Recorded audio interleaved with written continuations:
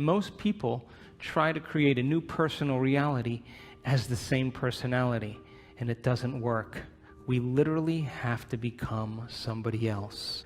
So then you would have to agree with me then all this information that you're learning today would inspire new thoughts, yes? And new thoughts should lead to new choices, yes? And new choices should lead to new behaviors.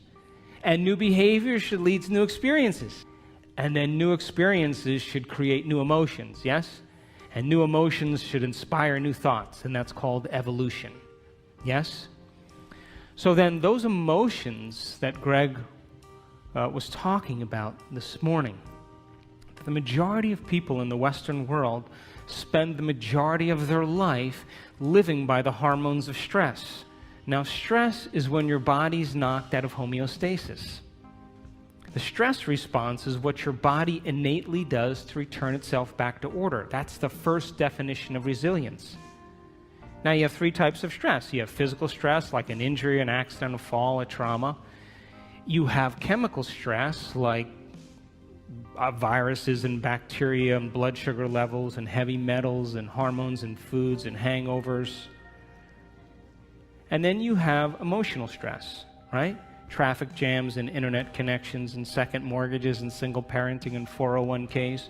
And each one of those things knocks your brain and body out of balance. And all organisms in nature can tolerate short-term stress. If the deer gets chased by a pack of coyotes, if the deer outruns the coyotes, 15 minutes later it goes back to grazing and the stress is over. Human beings are different. We can turn on the stress response just by thought alone.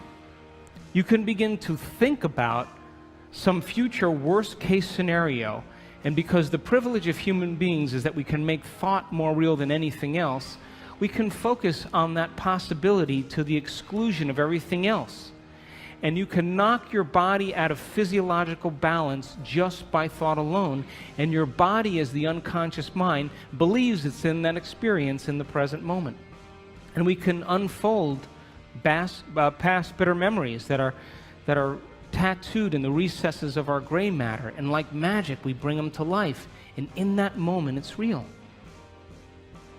And so the hormones of stress long-term push the genetic buttons that create disease, and no organism can tolerate living in emergency mode for extended periods of time. So then think about this.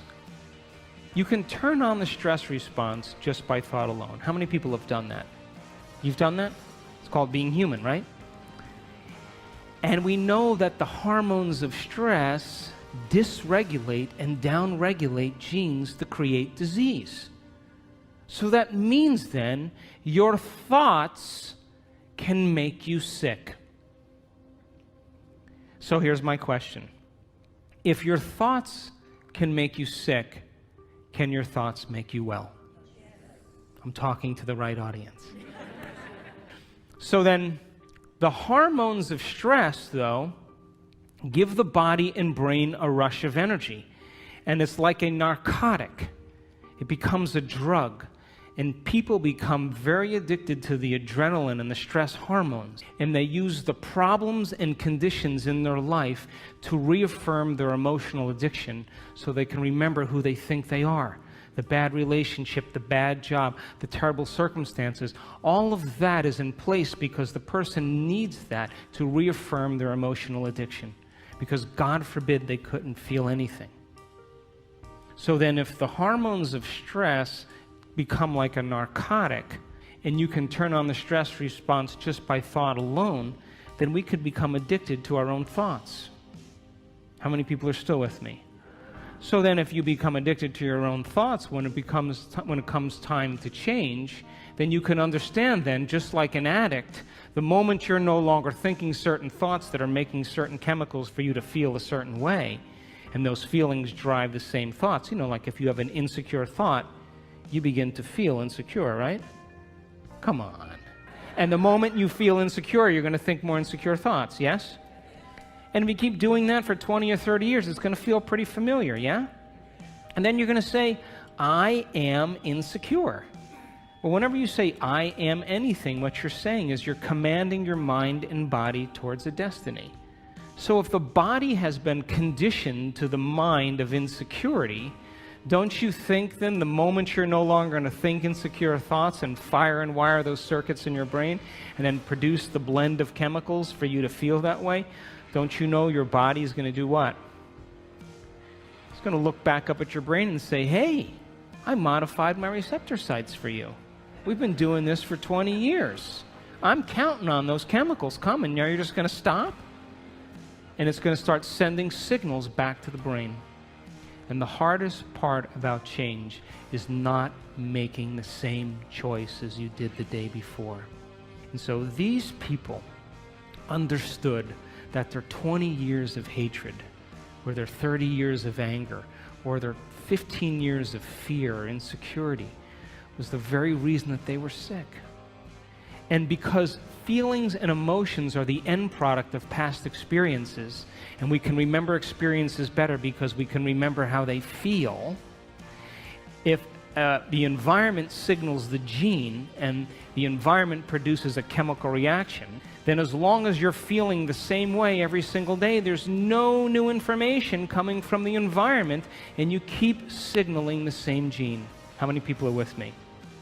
So then the emotions of anger and aggression and hurt and hostility and hatred and prejudice and fear and anxiety and insecurity and hopelessness and powerlessness and depression, guilt and shame, those are all familiar emotions to us because we've experienced the events correlated with them. How many people are still with me?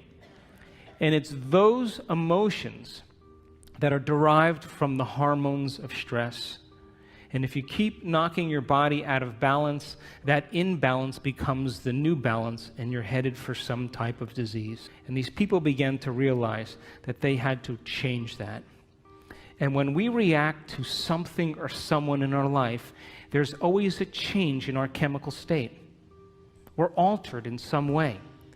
And if you don't know how to control your emotional reaction to that event in your life, and that chemical refractory period continues for hours or days, that's called a mood. What's wrong with you? I'm in a mood. Oh, really? Why? Thought you'd never ask. Well, this thing happened to me 5 days ago, and I'm living by the same emotional reaction.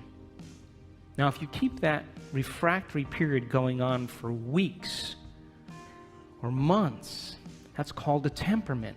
Why is he so angry? I don't know. Why are you so angry?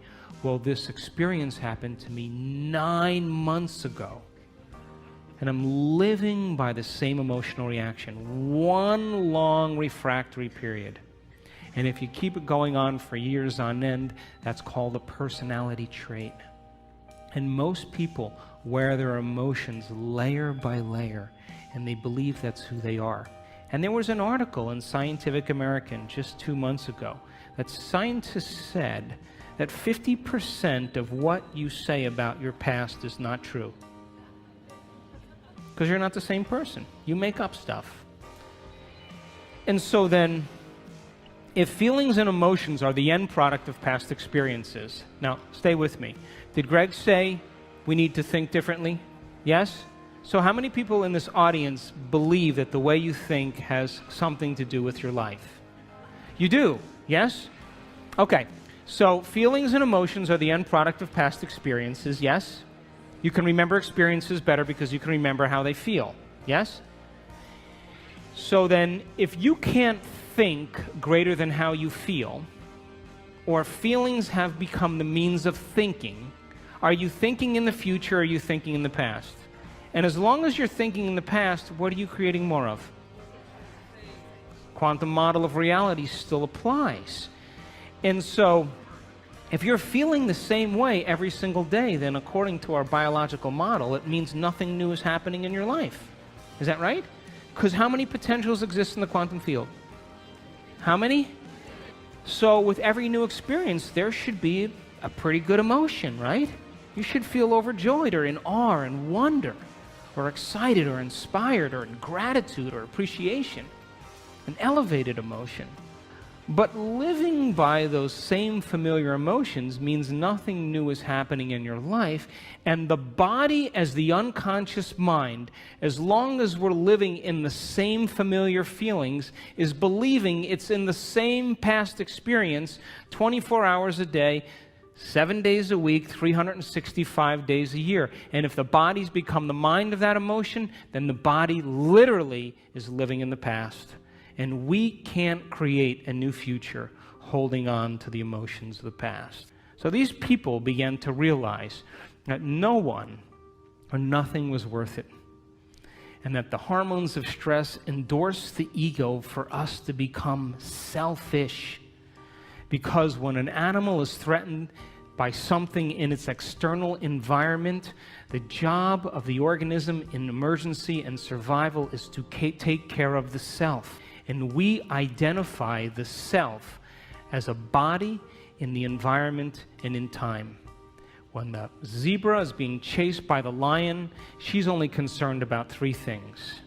Her body, like I better take care of this, so I better put my attention on it. The environment, where am I going to go? And how much time do I have to get there? And when you and I live by the cocktail of those stress hormones, we obsess about our bodies, our hairstyle, our face, our weight, our problems, things in our environment, things we have, things we don't have, and we obsess about time. But that's not who you are. Because as long as you're living by the hormones of stress, you're living as a materialist. Because the hormones of stress cause us to believe that the outer world is more real than the inner world.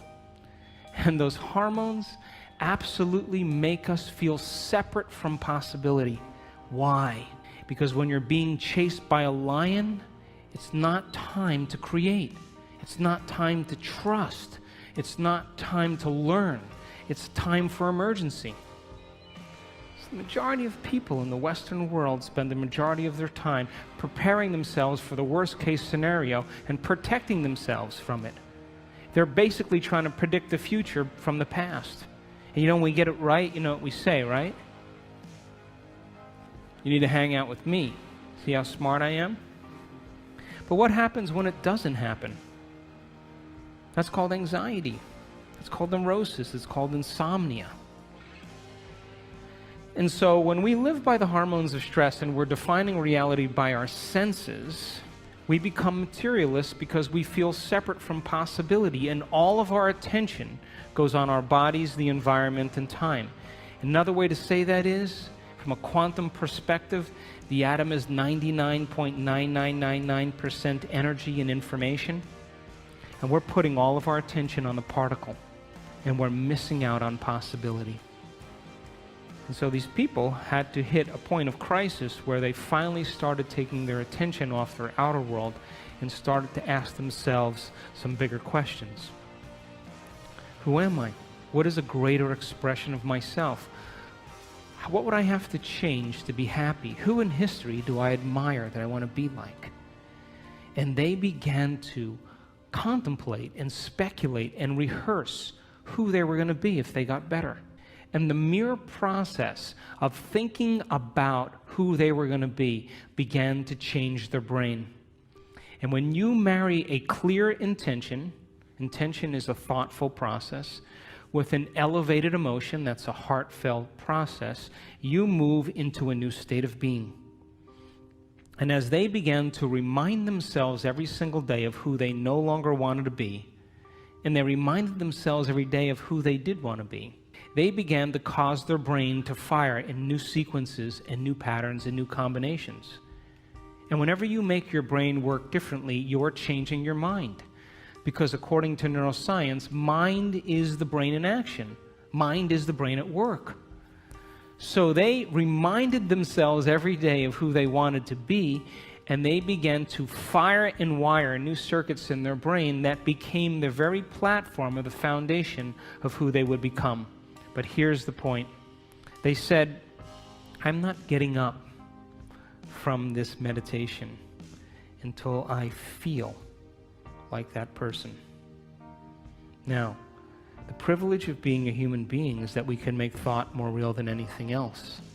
And when the thought in their mind became the experience, their heart began to open, and their body, as the unconscious mind, began to believe it was in that new future, in the present moment, and they were literally signaling new genes in new ways ahead of the environment. And as they began to fall in love with themselves and gave thanks before it was made manifest, the emotional signature of gratitude means the event has already happened. And so now they were giving their body a taste or a sampling of the future in the present moment. And every day they did it over and over again. And they were unmemorizing emotions that kept them connected to the old self. And they were reconditioning the body to a new mind and to a new emotion. And that heart of theirs began to open. And they went from selfish to selfless. And they moved from a state of survival to a state of creation. And when they were no longer thinking and feeling in the same way, they moved into the fourth quality. They had long moments where they lost track of time and space. What they were doing in their inner world became so real to them that when they opened their eyes, they thought it would be 20 minutes later, and it was an hour and 20 minutes later. And when they did that, that magnificent forebrain, the crowning achievement of the human being, the frontal lobe, the creative center, it has connections to all other parts of your brain. And when you're asking open-ended questions like, what would it be like? How would it have to be? The frontal lobe, like a great symphony leader, looks out of the landscape of the entire brain and begins to select different networks of neurons and seamlessly pieces them together to create a new mind. And the moment the brain begins to fire in tandem, the frontal lobe creates a picture. And that picture is called an intention. And when you can make that picture more real than anything else, and you begin to feel inspired by it, your body's no longer living in the past. Now it's living in the future. And every day, as they no longer fired and wired the same circuits in their brain and emotionally signaled the same genes in the same way, they were moving into stasis. And then they began to reverse the process. And a new state of being is a new personality. And a new personality creates a new personal reality. So, after I wrote Evolve Your Brain, and after What the Bleep, you know the most common question people asked when I was traveling around the world. How do you do it? How do you do this stuff? Why is it so hard to change? I mean, what do you do? And so we started teaching workshops around the world. And we were doing introductory levels. And we were using science and brainwave technology and breaking it down, the heart coherence, so people could understand how powerful they really were. And so we started teaching these workshops after What the Bleep, and for the first year and about 3 or 4 months, guess what happened? Nothing. I don't know if if it was me or just whatever it was, but there wasn't a lot happening. And then after about 1.5 years or so, we started getting these emails. You know, people coming to the events, and the first line of every email was always the same. You're not going to believe this. My 20 years of hatred towards my father, you know, I just decided I didn't want to hate any longer, and my acid reflux went away. What do you know? Did I signal a new gene in a new way? And people started to correlate what they were doing. They were actually practicing it consistently, not as something that they had to do, but something that they wanted to do, because they believed it was possible. And if you knew that you were a creator of reality, that your thoughts have something to do with your destiny, if you knew that on a gut level, would you ever miss a day? Never miss a day. And would you ever let a thought slip by your awareness that you didn't want to experience? And so when we started seeing the feedback started to come in, people started saying, hey, I'm feeling better, things are starting to happen in my life. That was, for me, the most important point in my career, because I knew on some level that we were making a difference in people's lives. And so people around the world started sending in these wonderful emails, and I just was doing these level 1 intensive workshops, and then after I'd finish the workshop, people would say, can we do another one?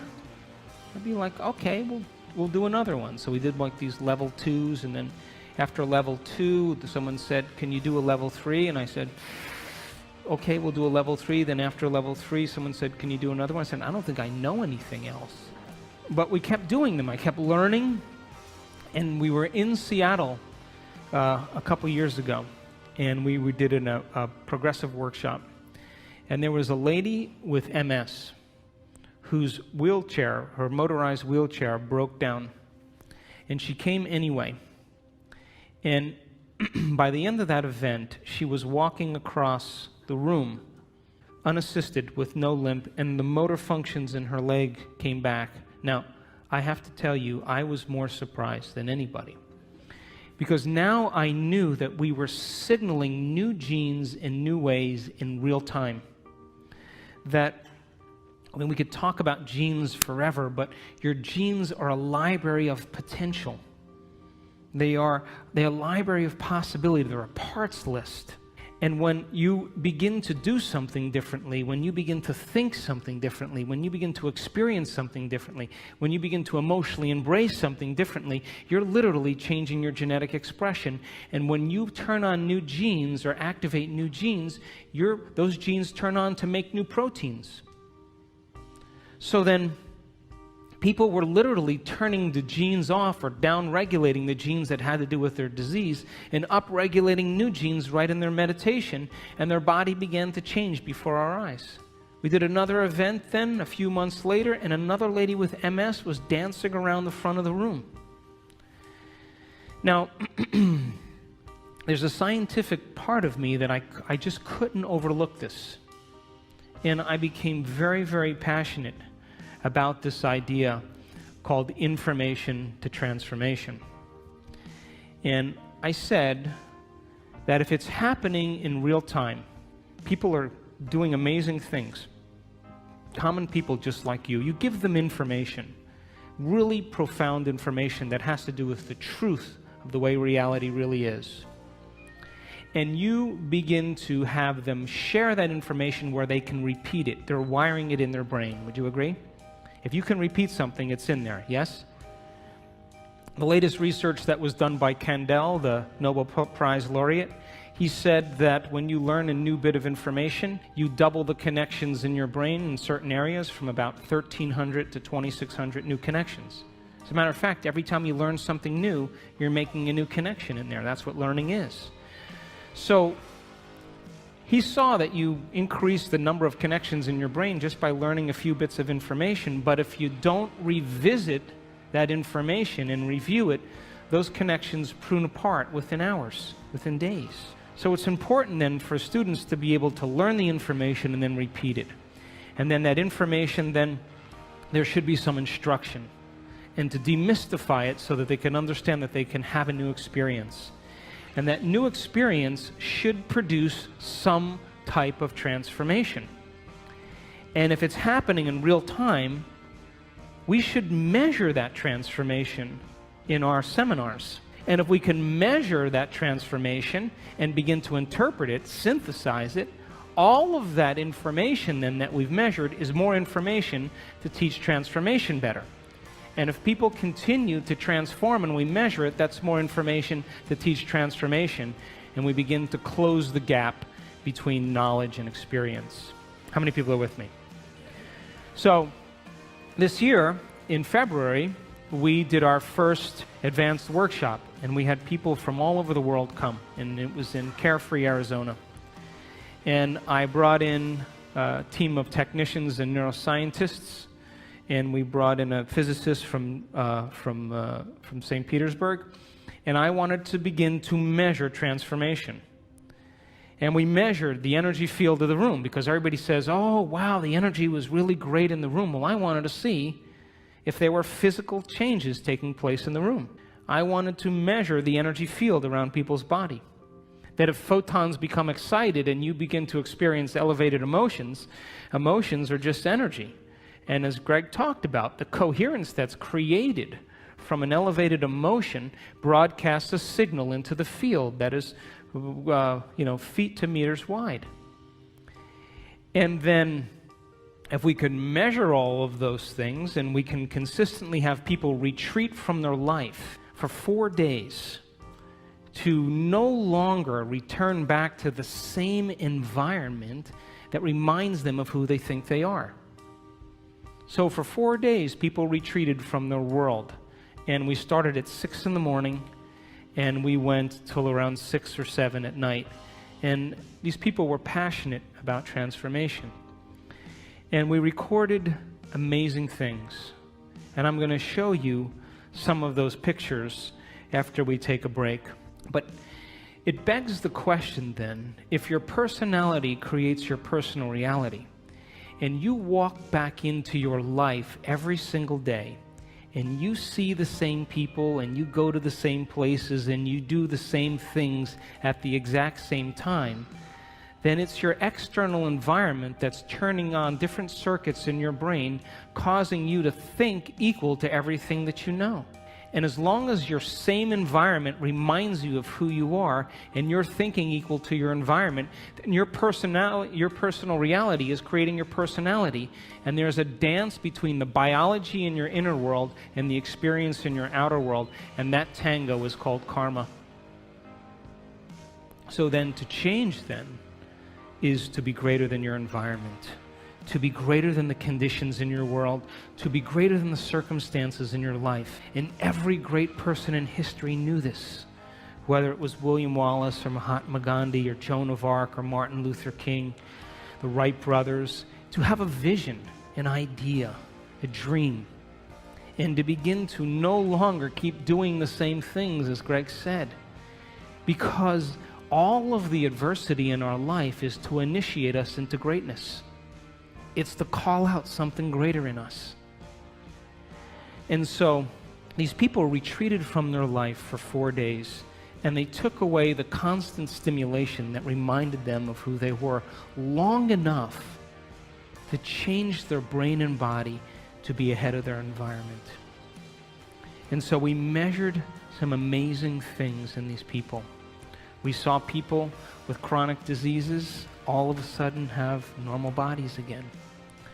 We've had people in our work that were diagnosed with rare genetic disorders. My thinking was, if I knew the things from the people that had spontaneous remissions that I studied, what those commonalities were, we should be able to reproduce them, right? So that's why we developed the model of transformation in our workshops. I just did what people already knew how to do and just used the science to explain it. But we had to get people to reproduce it, because anything that's repeatable is a scientific law, or verges on a scientific law. So I wanted to see if we kept doing it, if we were able to produce some type of consistent change.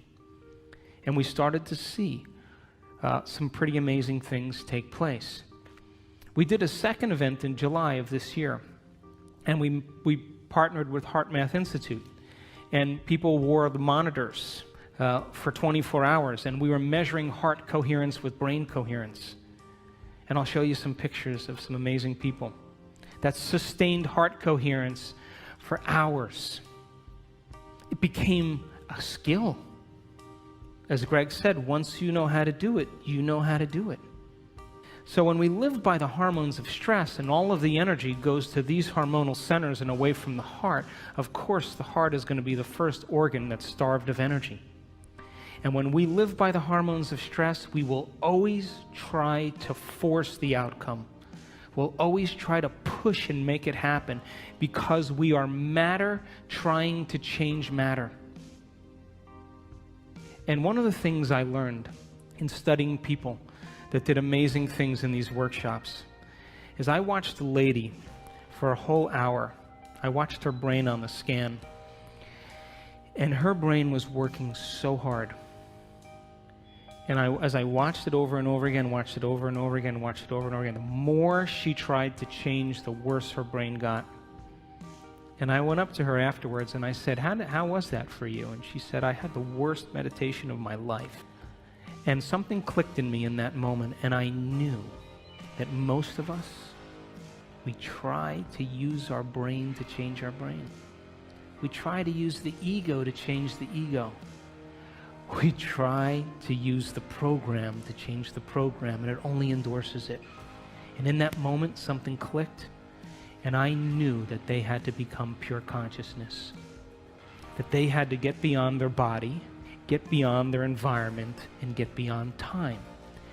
Because when you become pure consciousness, and we have all the biological and neurological machinery to do this, by the way, you come preloaded with everything you need.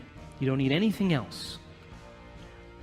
That when you forget about yourself, when you become nobody, no one, no thing, nowhere, no time, and you become pure consciousness, a thought impossibility. The moment you are consciousness, now you have dominion over your body. Now you can change something in your environment, and now you can create some future time. And the moment we saw people become pure consciousness, and we will talk about that after the break,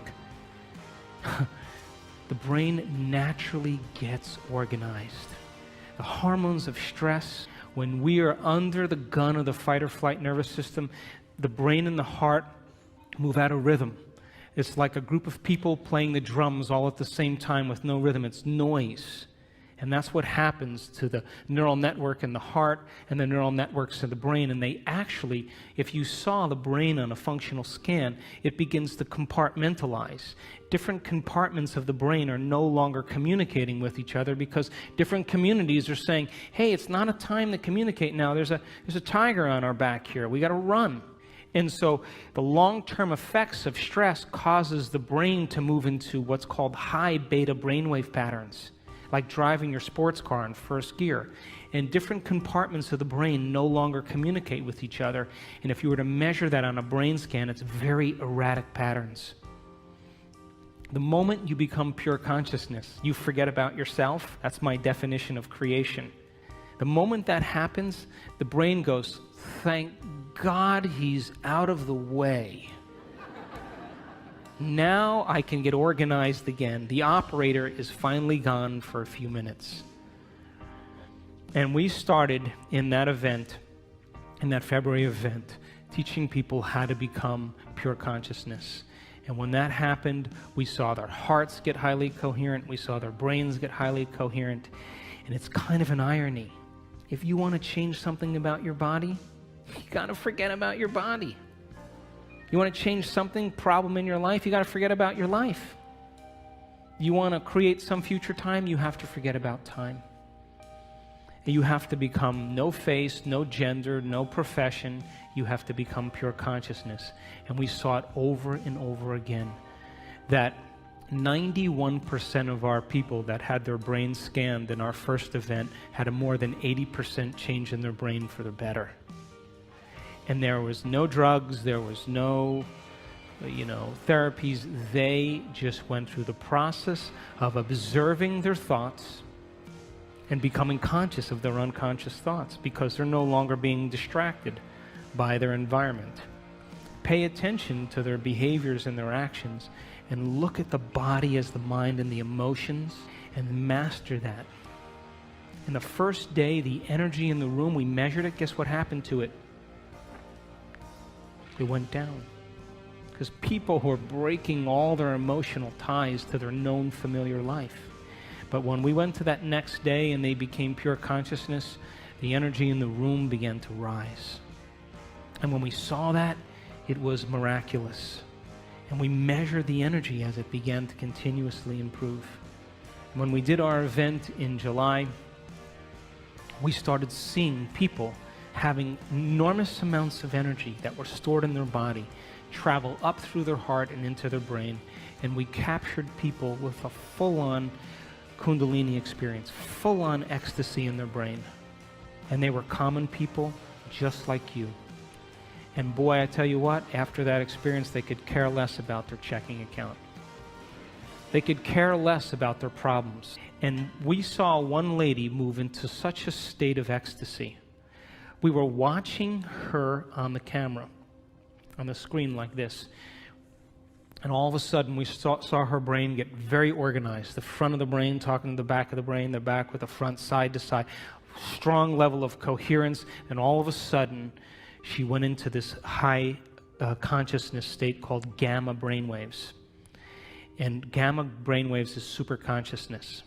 And I looked at that screen, and I looked at the neuroscientist, and I looked at him again, and I said, I think she's in ecstasy. And we turned around, and she had tears running down her face. She was so connected to something greater. She didn't want the experience to end. I'm going to show you pictures of her brain. She wanted the moment to elongate. She felt so connected, and all of a sudden, when that posterior pituitary turned on and released all that oxytocin into her brain, guess what it did to the amygdala where all the stress circuits are? It anesthetized, it shut down fear, it shut down hostility, it shut down sadness. Those circuits are turned off when oxytocin is like that. And the heart begins to open its vascular channels and motility increases, and she feels connected to something greater. And she would never try to force the outcome in that moment. She's already connected to the outcome. She's trusting in the outcome. And we saw it with more than one person. And so the concept of information to transformation is to empower you that it's possible, that all of this information and science and everything that's coming out right now is for us to do something with. And this is a time in history where it's not enough to know. It's a time in history to know how. And when you give common people the opportunity to understand the truth about themselves, and then you inspire them to go out and try it like a scientist. Hey, I'm going to change the way I think and feel.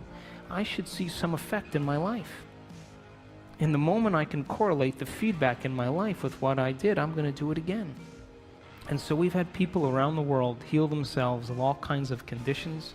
We've had people win the lottery. We've had people create new opportunities for themselves, because nobody is so special to be excluded from this phenomenon. And the phenomenon is that you are a creator. And when you live by the hormones of stress, you forget that, and so do I. And when we live by the hormones of stress, we are always trying to change matter by being matter. We're being a brain trying to change a brain. We're being matter trying to change something in our life. But when people begin to understand how to apply these principles and they begin to practice them and make them a skill, the more you practice it, the better you get at it. So think about this. What if you woke up in the morning, and instead of getting out of bed and doing the same thing as you did the day before and going through the same routine as you did for the last 5 years, what if you woke up in the morning and you place your hand over your heart and you say, I'm going to teach you what it feels like to be noble today. I'm going to train you to know what abundance is. And you begin to marry a clear intention with an elevated emotion, and you memorize that feeling, and you're able to maintain that modified state of mind and body your entire day. Get ready, because something unusual is going to happen in your life. That's the law. And the hardest part about all of this, hardest part, is simply making the time to do it. Making time for our precious selves. To decide then, well, geez, I want to be wealthy and abundant. Well, if I want to be wealthy and abundant, then I can't feel lack, because a wealthy person never feels lack. And if I feel lack, I'm going to attract lack. Gold only attracts gold. Lead doesn't attract gold. And so then when we see our life now as an initiation, and we have to meet the conditions in our life from a greater level of mind every day, then wouldn't it be a good idea every day to ask yourself a question like, what is the greatest expression of myself that I can be today? One lifetime today. Can I demonstrate love? Can I be patient? Can I be filled with energy and enthusiasm? Can I give? Who in history do I admire that I want to be like?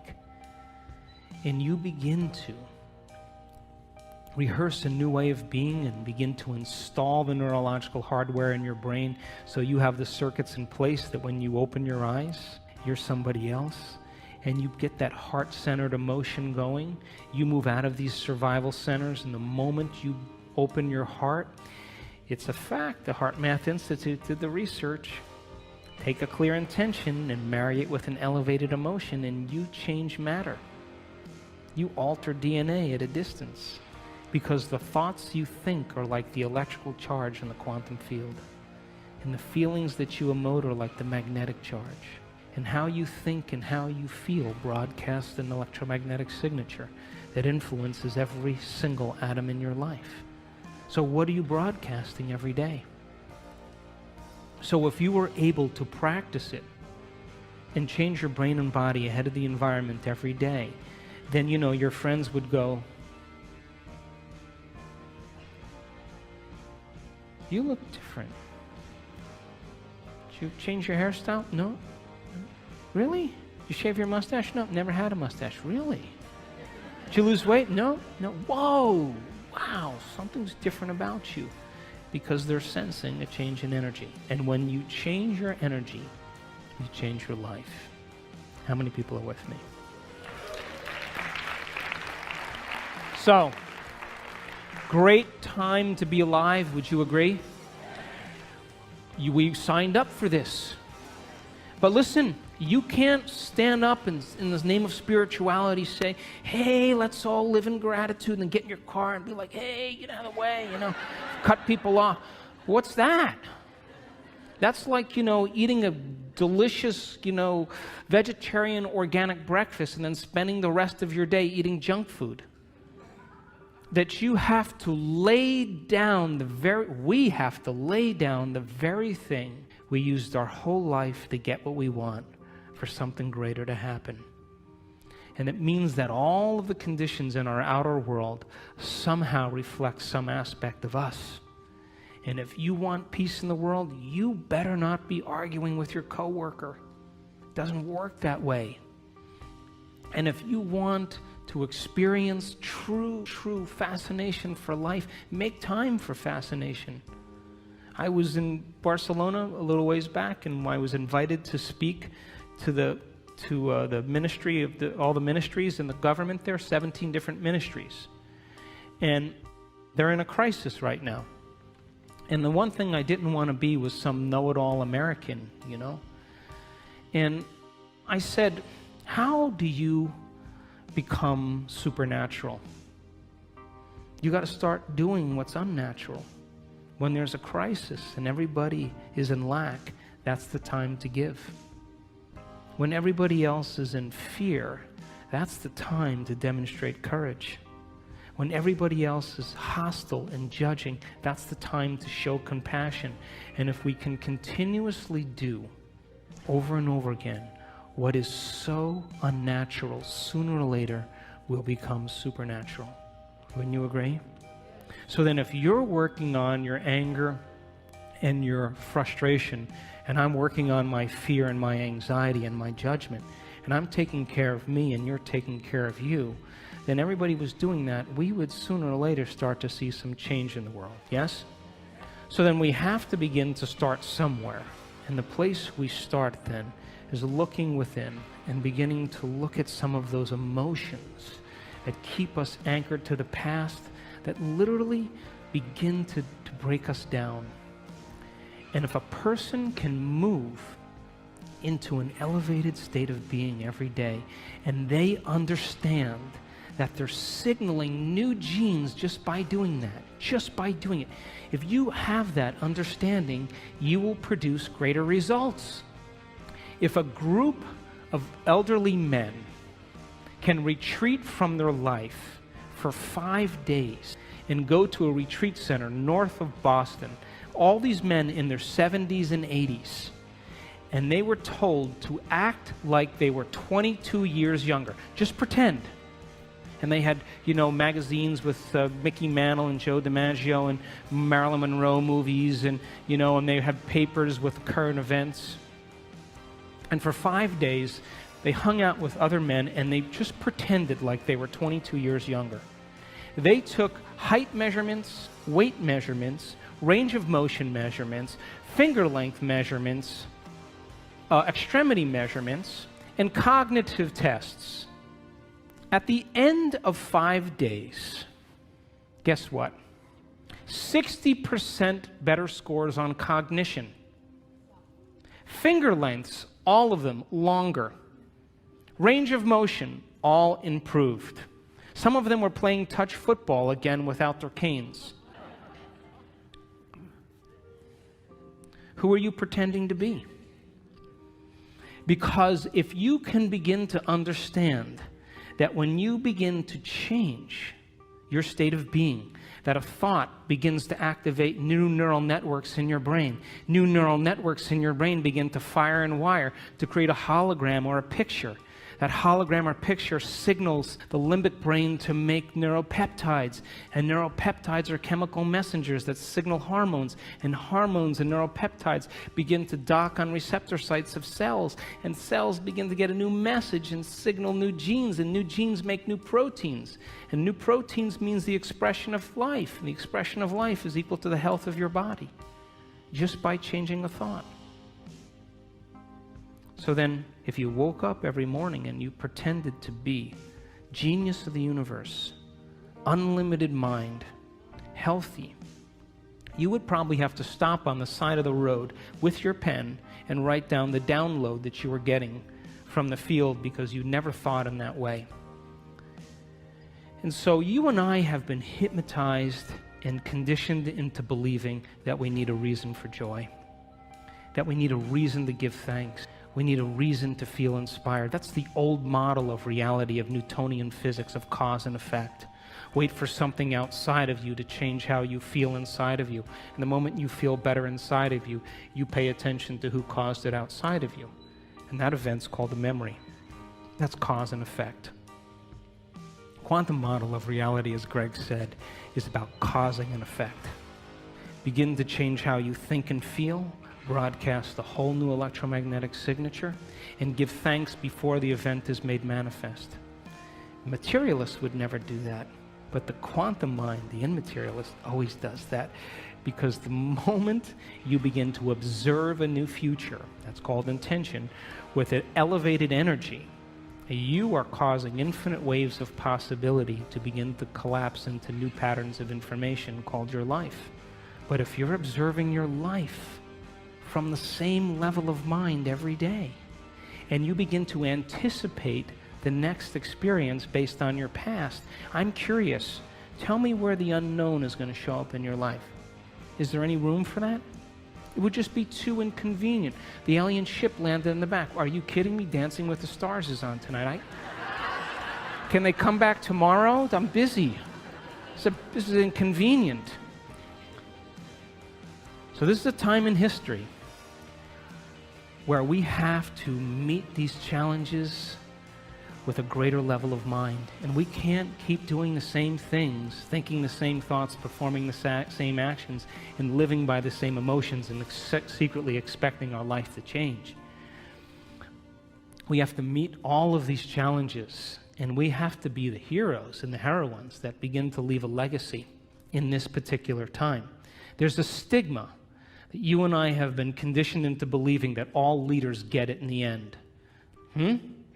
Abraham Lincoln, Martin Luther King, William Wallace, Joan of Arc, they all got it in the end. It's a subconscious conditioning that leaders somehow pay the price with their life. You ever see a group of birds that all move in the same direction? You ever see the fish that all swim in the same? If you study that phenomenon in biology, that's called emergence. You would think that there's a leader, like it's a top-down phenomenon. Turns out there's no leader.